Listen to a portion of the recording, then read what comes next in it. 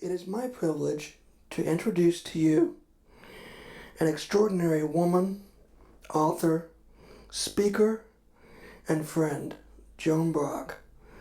Joan is originally from Bakersfield, and I have the honor of interviewing her today. Joan, thank you for being here. I really appreciate it. Jared, it's wonderful to be here. Thank you for having me.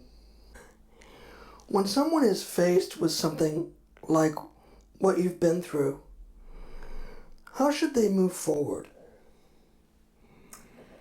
Well, first of all, there probably isn't one of your viewers who hasn't been through extraordinary changes and challenges in their life. And I think when you become a little bit more educated in what has actually happened, what you can actually do to go forward positively and productively, that has to be the goal. It's sometimes hard to get there.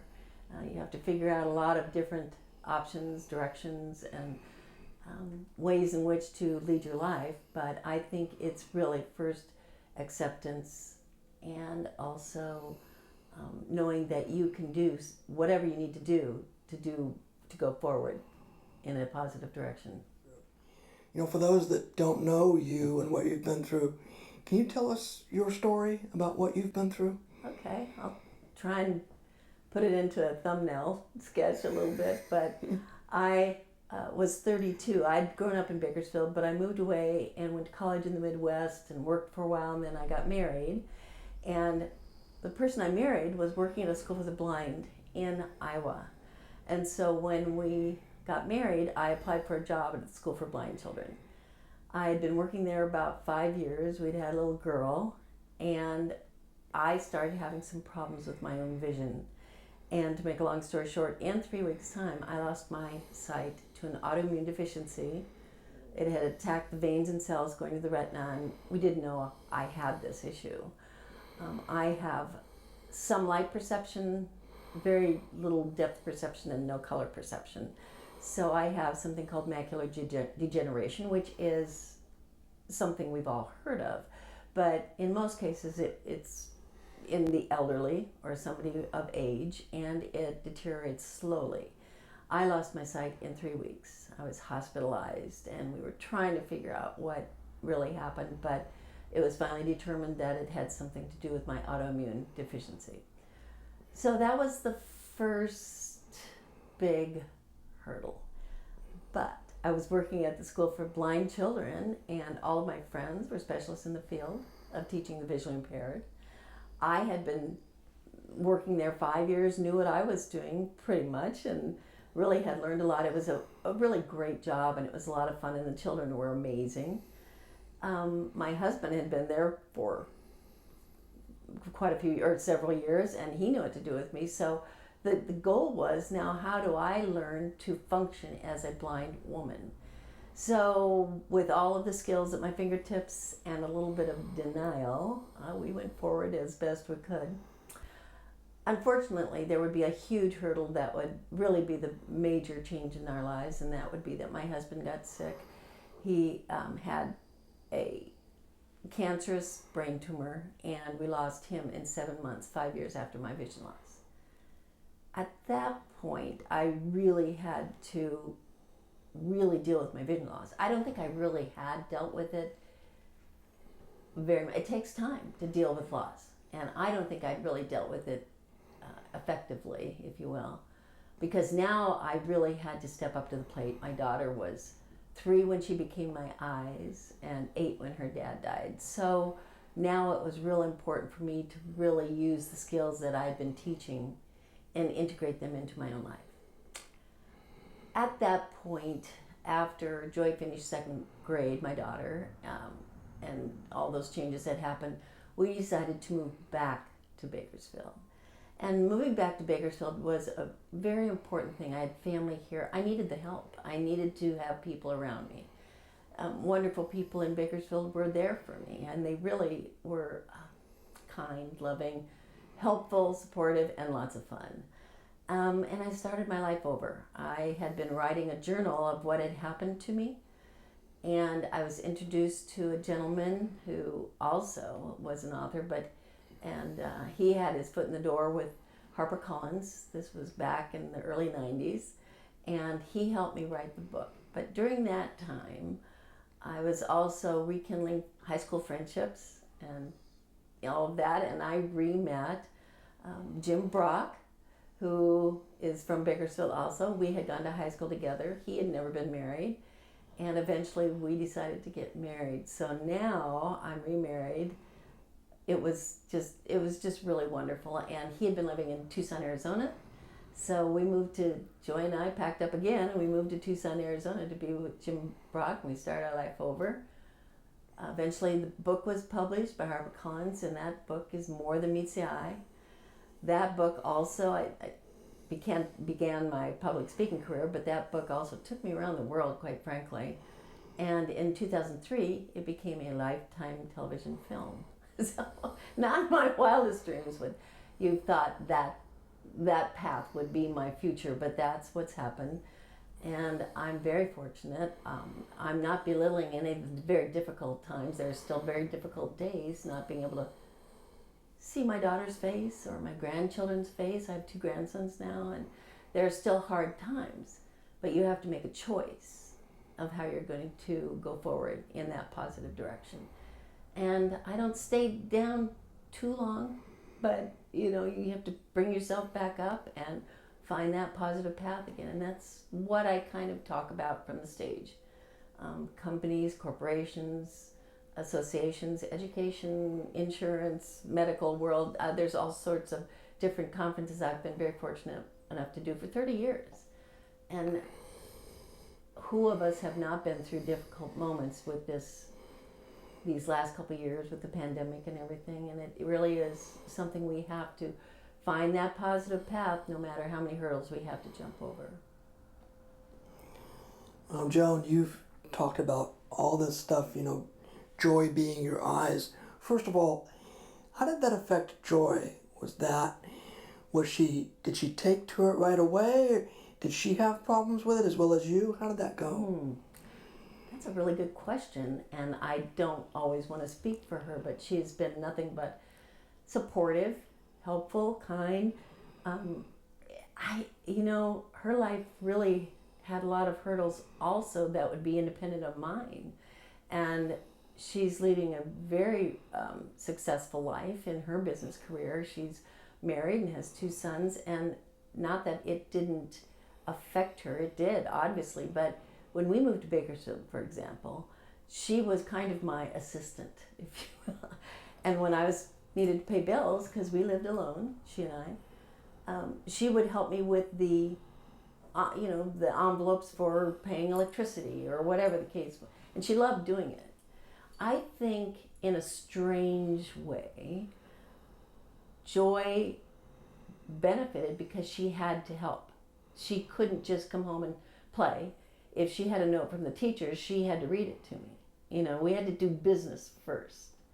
But I tried to not make her so busy with my needs that she couldn't be a little girl. And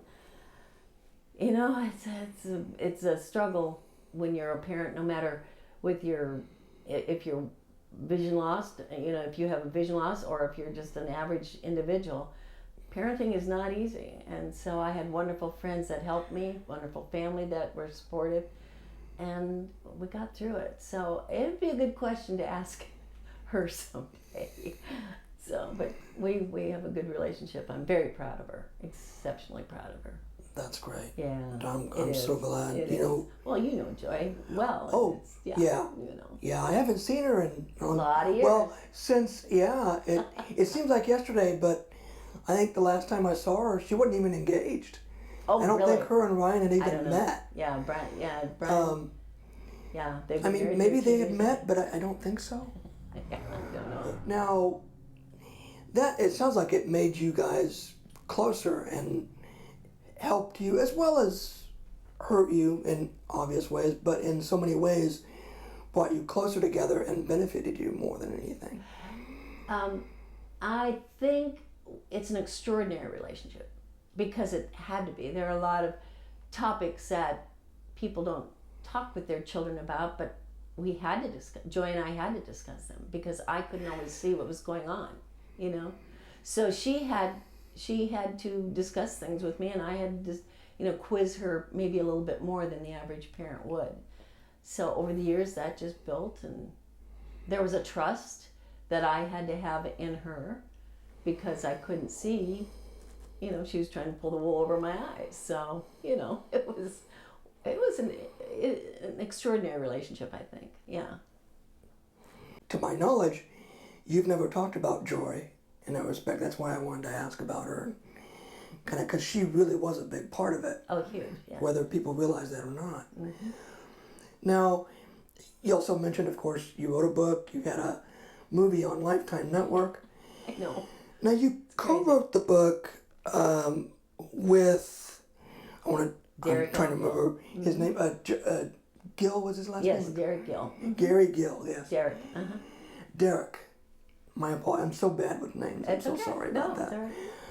So Derek, I apologize for that. Now, you co-wrote it with Derek Gill. What was that like, working with him and co-writing a book? First of all, it was a huge decision to go forward with writing a book. I was writing, but not really. I mean, how many people say, oh, I should write a book?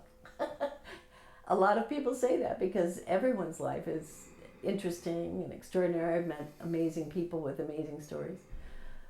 But Derek, I met him through Tom Sullivan, and Tom is a speaker, author, athlete, genius, and he happens to be visually impaired also, but he's annoying because he can do everything. He's a singer and plays piano. He's just amazing.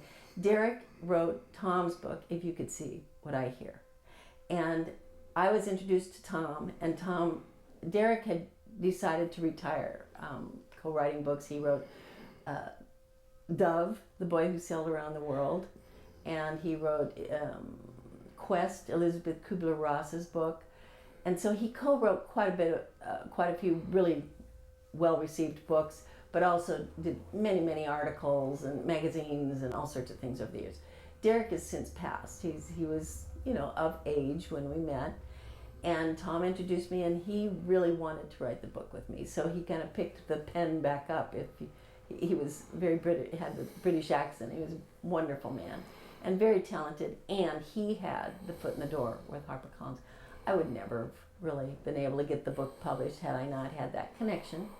As I think we all know, connections are a part of the world, and, you know, no matter who you are, if you're an artist or you're a speaker or you're a, you know, very often it's who you know to get stepped up in a better place in the world you want to live in.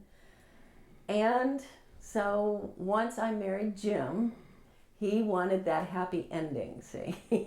That happy ending for the book. He felt that was very important. And so once I married Jim, we really then pursued writing the book and sending it off to HarperCollins. And it was very exciting. Nothing you've ever thought would really happen. It was an industry I knew nothing about. I'm not really a good writer. I do write now all the time, but I didn't then. And it's just been wonderful. It was published in 10 languages. It was in the Reader's Digest condensed books. Now this is 1994 when it was published. So it's a long time ago. They publish books very differently now. And so everything now is electronic pretty much. The big publishing houses still do it, but they will publish books where they know they're going to make the money. And I'm an unknown person, so I think, you know, it's not lucrative for them to pursue somebody such as myself. Well, obviously it worked out for all concerned, to say the least. Yeah. You know, did you, when you wrote the book and you sold it and you go, wow, this is great, it's working, did you ever think for a moment that they would make a movie out of it? No, no. Well, actually, when the book was first published by HarperCollins, they liked the book enough that they sent it to Hollywood, and there were 30 production companies that put in a bid. We went through the whole bidding thing and narrowed it down to 4. And we ended up with a gentleman named Stan Margulies and his assistant, I don't remember her name, But Stan produced Roots and the Thornbirds, and so it was on its way to being made a movie back in the 90s. Then a white Bronco went rolling down the road, and a lot of interest just dropped for anything else, and it just fell through. I remember that. Yeah. Yes. Yeah. Everything. The world came to a standstill. Yeah, it did. And watched the white Right. Bronco. That, and so it was very exciting to get to meet Stan and go through I went over to Hollywood and met different people. It was Derek and I ran around meeting these different. It was really fun, but then it fell through. So years later, my book was handed off to two young gentlemen who were they worked for Lifetime, and they were looking for a unique story. And a friend of ours said, "I'll get you this book. You need to see this book." And one day, Jim and I were sitting out on our front porch, and we had a phone call, and it was from one of the producers that wanted to make it a Lifetime movie, and it pretty much took off then. And it was filmed in Winnipeg, and they hired me as a consultant. So I was up there on 3 different occasions. Joy and Jim came up at the end. It was done being produced, and Carrie Lowell. She was in License to Kill. She was the James Bond girl. She played Joan Brock, and there were 4 main actresses and actors and stuff. It was so crazy because the sets are, they're all the trailers, and there's all these electrical cords running here and there, and Joan Brock. More than meets the eye, that Joan Brock story is posted everywhere, and I don't know, it was very surreal. It was lots of fun, but when you make a movie, they say, it goes into the can, and it could sit in a can and never actually air. And they had Lifetime had a movie that just didn't get produced fast enough, and they pulled it out of the can. That was in March of 2003 that we filmed it. They only take 21 days to film, if I'm not mistaken, something like that. And it ended up airing, I think it was June 16th of 2003. And it actually aired. Because they told us, we can make the movie. It doesn't mean it's going to get on the air. But it did. And it was just, again, very surreal. Lots of fun. Man, that is so neat. I know. Tell us about your big cameo in that movie. Oh. Sure. There were a couple. At the very beginning, it zooms in kind of overhead. If they had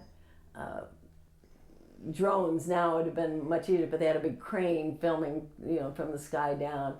And there's a game that blind children play. It's called beeper ball. It's like baseball, but the ball has a sound in it, a beeper in it. And the kids the blind kids are playing beeper ball, and Jim and I are in the bleachers. It's real short, but it's okay. So, and we stand up and we're cheering, but it was real short. Okay, I missed that one. Yeah, okay. You got to look for that at the very beginning. And then at the end, Carrie Lowell, playing Joan, is on the stage speaking, because they go all the way through to my speaking career. And I am in the audience, and on either side of me are my 2 producers. And we stand up with the whole audience behind us, and we're applauding Joan. It's just crazy. Yeah, it was fun, though. That's the one I remember, was you standing up and applauding. Uh-huh. Every time I'd watch it, because I had done some editing for you for that movie, and we took that shot of you standing up in the audience. Yes. So whenever I think of your cameo, for my website, I always see that you standing up and cheering, and every time I see it, I go, "There's Joan! Yay!" The real Joan. The real Joan. The real McCoy. I know. It was great fun. It was an interesting experience, to say the least. Yeah. Now, Joy was a big part of your life. Obviously, your daughter. Was she a part of the film or your book or anything of that nature? Oh, she was up there at the end for that last filming, and they had her in a cameo, but it got on the cutting floor. Oh, I don't remember what else she was in, but she did a few things. But they edited it down to 89 minutes, so that when they put in commercials, there, it's a 2-hour movie, but there's only 89 minutes of the actual movie itself. There's a lot of cutting. Yeah. Right, of course, because it's a television film, not a feature film. Correct. Now, moving on from that, you also wrote your book. You wrote a second book. I did.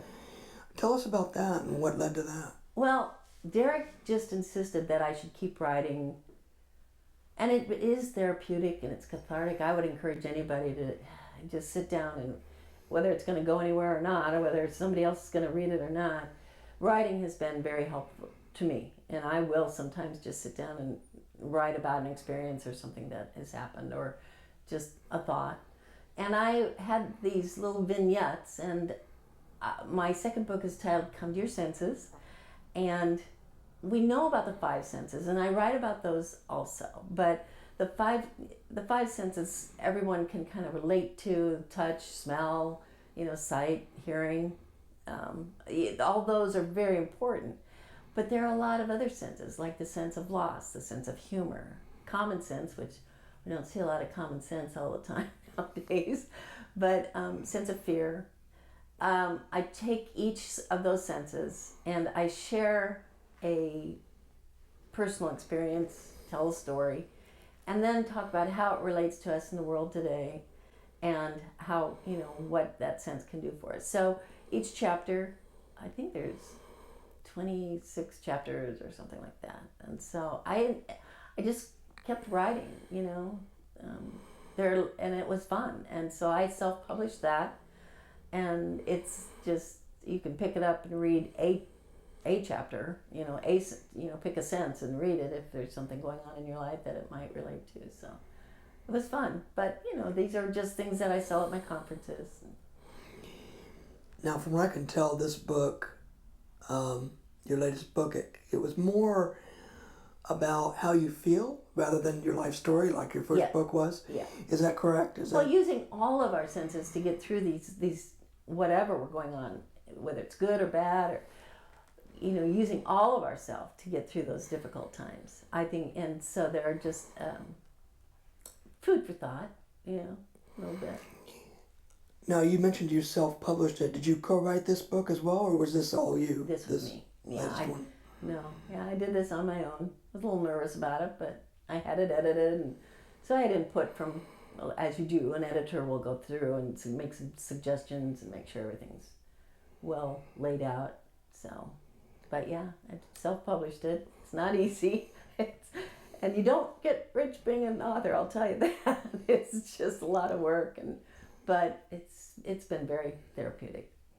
Well, artists, a genuine good artist usually doesn't get rich, and they don't do it for that. No. They do it for their art, and that's what it is. It's exactly right. I was thinking of that when I was coming over, flying over here. I thought, an artist is of all sorts of, from engineering to, creating something is basically what I think of an artist to be. They create something within that comes from within, Absolutely. I couldn't agree more. You nailed it. Yeah. Now, you did this latest book on your own. Did Derek have a lot to do with that? Because you co-wrote the original one with him. Derek is passed. He passed away in sometime in the late 1990s. So he was a man of age when we worked together, but he was extraordinary and wonderful sense of humor, and he just was a gift. He was a gift. He was something that I couldn't have asked for a better person to write my life story with. But he was just very encouraging. Joan, continue to write. Just keep writing. You have to keep writing. And even though I wrote this on my own and he really had no input, he was a little bit sitting on my shoulder, encouraging me always. So I went for it. I did it. Yeah, and that's satisfying in so many ways. I've been in certain situations where I had to have help doing a certain thing, but then the next time I did it on my own. And when you do that, especially with what you did, writing a book on your own, that's got to be so gratifying. I'm proud of it. I'll say it. And there's pictures in there of, different extraordinary experiences that we've had. People that I've been fortunate enough to get to meet. Bennett Serputo, when she was here at the Bakersfield Business Conference, I spoke at the Bakersfield Business Conference in the small tent, just saying. But that was in 1990 something. I don't know when. I don't know, maybe 98 or something like that. And it was wonderful to meet somebody so extraordinary, and what a terrible loss she was. But she was just, so I've been so fortunate to get to do some really cool things, and those stand out. So writing about those experiences, I think that's in the chapter, Sense of Honor, where I got to meet her. Mm-hmm. Yeah. Now, this latest book, do you think we'll be seeing a movie on this as well, or is that not that kind of thing? No, it's not, no. Not the type of book you make a movie out of. I don't think so. Yeah. It would take a lot of work to try and piece that together to create something. I don't see that as a movie, no. Well, that being said, that presents a unique challenge in itself. Maybe somebody will want to face that challenge one day. How about you? Come Sure. on, Jared. Sure. I'll call my buddy David, see how he feels. Could you, please? Yeah. Okay. We'll figure it out. All right. But yeah, I would love to do like a documentary film or something. You know, lately for me, as an artist, because I see myself as an artist as well in editing and what I do, I've gotten into a lot of documentary films, and I think a lot of other people have too. It's kind of the way of technology. All of this stuff kind of lends into that kind of stuff, doesn't it? With the streaming and all that stuff. Mm-hmm. Yes, it does. Mm-hmm. You know, Netflix and Amazon doing their thing. Mm-hmm. I think like anything else, they try to see what sticks, and some of it does and some of it doesn't. But documentaries are definitely a major thing these days. Right. Joan, again, thank you so much for doing all this. It's my pleasure, Jared. You're very sweet to have asked me to come and do this, so it's fun. If any of you out there would like to know more about Joan Brock, you can read her book or watch the movie. Joan was also featured in a coffee table book, as she mentioned, as one of the 35 inspirational women in America. And that book was titled Believing in Ourselves.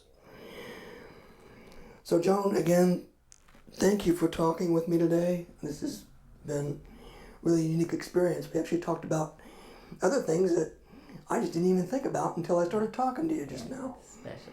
So You're again, special, Jared. I appreciate the opportunity. thank you. Thank you so much. All right. Bye, Joan.